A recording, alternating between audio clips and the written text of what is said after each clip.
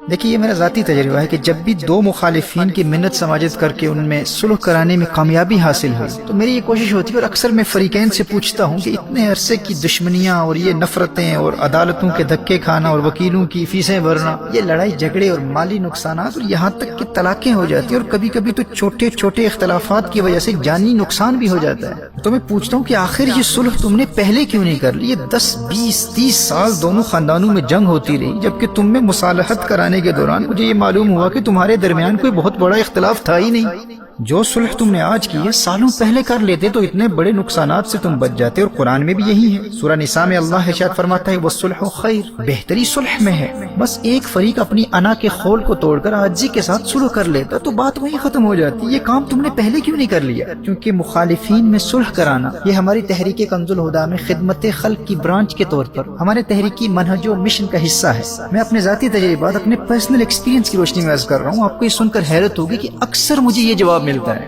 کہ ان نقصانات کا علم ہمیں بھی تھا اور ہم کب کے صلح کر لیتے، لیکن کوئی صلح کرانے والا ہی نہیں تھا۔ اگر کوئی خلوص و محبت کے ساتھ کسی ایک فریق کی حمایت و پاسداری نہ کرتے ہوئے غیر جانبدارانہ رویے کے ساتھ پہلے صلح کروا دیتا تو ہم یہ برسوں کے اختلافات اور زندگی کے 10 20 30 سال کی نفرتوں اور مالی نقصانات سے بچ جاتے۔ ہم کیوں نہ صلح کرتے؟ مسئلہ یہ تھا کہ کوئی صلح کروانے والا ہی نہیں تھا۔ محترم احبہ، آپ اس سے اندازہ لگا سکتے ہیں کہ اسلام میں صلح کروانے والے کو اتنا بلند مقام و مرتبہ کیوں حاصل ہے۔ نبی کریم صلی اللہ تعالی علیہ وآلہ وسلم نے ارشاد فرمایا افضل الصدقۃ اصلاح ذات البین۔ امام طبرانی اور بزار نے اس روایت کو نقل کیا ہے۔ نبی کریم صلی اللہ تعالی علیہ وآلہ وسلم نے ارشاد فرمایا سب سے افضل صدقہ آپس میں صلح کرانا ہے۔ اور سنن نبی داؤد کی روایت ہے، نبی کریم صلی اللہ تعالی علیہ وآلہ وسلم نے ارشاد فرمایا الا اخبرکم بافضل من درجۃ الصیام والصلاۃ، کیا میں تمہیں ایک ایسا عمل نہ بتا دوں جس کے ثواب کا درجہ روزے اور نماز کے ثواب سے بھی زیادہ ہے؟ قالوا بلی، صحابہ علیہم رضوان عرض کرتے ہیں جی ارشاد فرمائیے۔ نبی کریم صلی اللہ علیہ وآلہ وسلم نے ارشاد فرمایا اصلاح ذات البین، آپس میں دشمنی رکھنے والے دو شخصوں کے درمیان صلح کرانا۔ میرے بھائی اور بہنوں، صلح کرانے والے کو قیامت کے روز کثرت سے نفلی عبادات، نمازوں اور روزوں میں مشغول رہنے والوں اور صدقات اور خیرات میں لاکھوں کروڑوں اربوں اور خربوں خرچ کرنے والوں سے بھی زیادہ بلند و بالا مقام پر فائز کیا جائے گا۔ یہ مقام اسے ملتا ہے جو دو ناراض لوگوں میں صلح کرانے کو اپنی زندگی کا مشن بنا لیتا ہے۔ اپنے معاشرے میں، اپنی فیملیز میں، اپنے رشتہ داروں میں ایسے لوگوں کو تلاش کریں جو ایک دوسرے سے دور ہو چکے ہیں اور عین ممکن ہے وہ اپنے مخالفین سے صلح کرنا بھی چاہتے ہیں، بلکہ اکثر یہ دیکھنے میں آیا کہ ڈیپ ڈاؤن دونوں کے دلوں میں یہ خواہش ہوتی ہے کہ کوئی مخلص و سنجیدہ اور معاملہ فہم انسان ہم میں صلح کروا دے۔ وہ بیچارے برسوں سے منتظر ہوتے ہیں کہ کوئی آئے اور ہمارے باہمی اختلافات و تنازعات اور غلط فہمیوں کو دور کر کے ہم میں صلح و سمجھوتا کرا دے۔ اچھا، کبھی ایسا بھی ہوتا ہے کہ ایک پارٹی یہ سمجھ رہی ہوتی ہے کہ دوسرا فریق صلح کرنا ہی نہیں چاہتا، جبکہ ان کی غلط فہمی ہوتی ہے، بس ایک تیسرے بندے کی ضرورت ہوتی ہے جو اپنی گفتگو کے دوران باتوں سے اندازہ لگا لے اور تھوڑی سی محنت سے غلط فہمیوں کا ازالہ کرتے ہوئے فریقین کو مثبت باتیں بتانے والے کی ضرورت ہوتی ہے۔ یہ تو ایک ایسا عظیم مشن ہے۔ سنن نبی داؤد کی حدیث ہے، نبی کریم صلی اللہ تعالی علیہ وآلہ وسلم نے ارشاد فرمایا لم یکذب من نما بین اثنین لیصلح،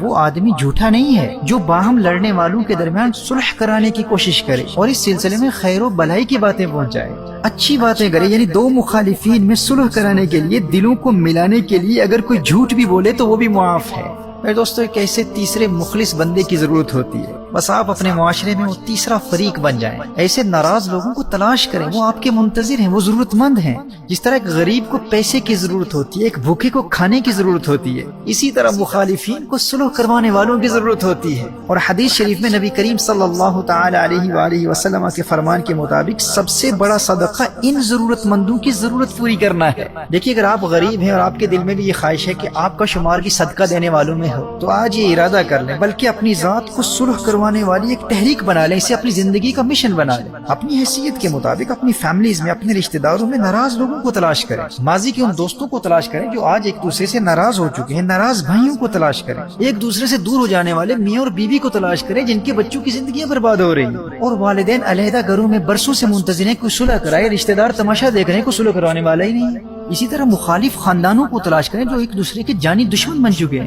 مخالف کمیونٹی لیڈرز کو تلاش کریں، مخالف علماء کو تلاش کریں، اور اپنے طور پر علیحدہ علیحدہ دونوں پارٹی سے انتہائی حکمت عملی کے ساتھ مصالحت کی نیت سے بات چیت شروع کر دیں، اور اس دوران ان کے معاملات اور تنازعات کا ذکر کسی سے نہ کریں۔ اب ایسا نہیں ہے کہ اپنے آپ کو بہت بڑا مصلح ثابت کرنے کے لیے، اپنی چودراہٹ چمکانے کے لیے سوشل میڈیا پر ان دونوں کا راضی فاش کر دیں۔ نہ، اگر لوگوں میں اپنا مقام و دبدبہ اور اپنی ذاتی برتری ثابت کرنے کے لیے، اپنی ٹور بنانے کے لیے صلح کروائیں گے تو بجائے نیکی کے اللہ جل وعلا کے غضب و عذاب کے مستحق ٹھہریں گے۔